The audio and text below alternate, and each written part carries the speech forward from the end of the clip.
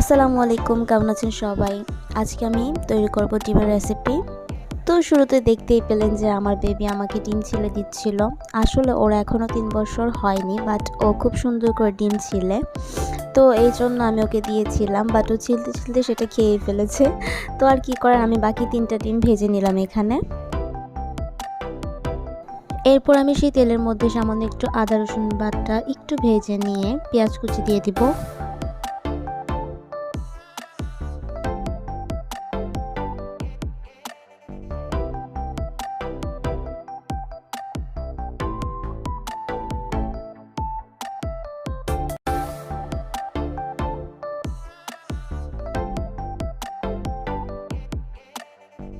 পেঁয়াজ কুচিটা ভেজে নেওয়ার পর আমি এখানে একটু পানি দিয়ে দিয়েছি মশলা দেওয়ার জন্য।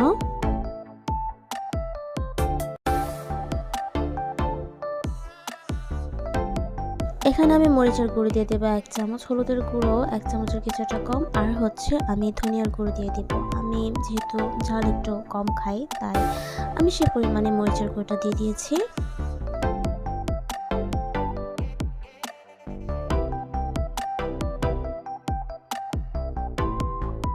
এরপর আমি মশলাটা কষিয়ে নেওয়ার পর আমি সবজি দিয়ে দিলাম। এখানে আমি দিয়েছি পেঁপে, তারপর কচুরমুখী আর আলু।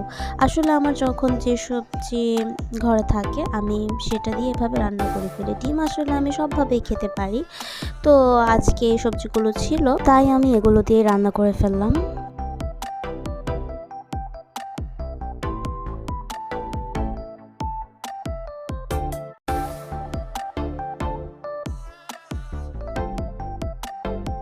তারপর বলক চলে আসলে আমি সেই ভাজা ডিমগুলো দিয়ে দিব। এরপর অপেক্ষা করব এটা সবজিটা সিদ্ধ হয়ে আসা পর্যন্ত।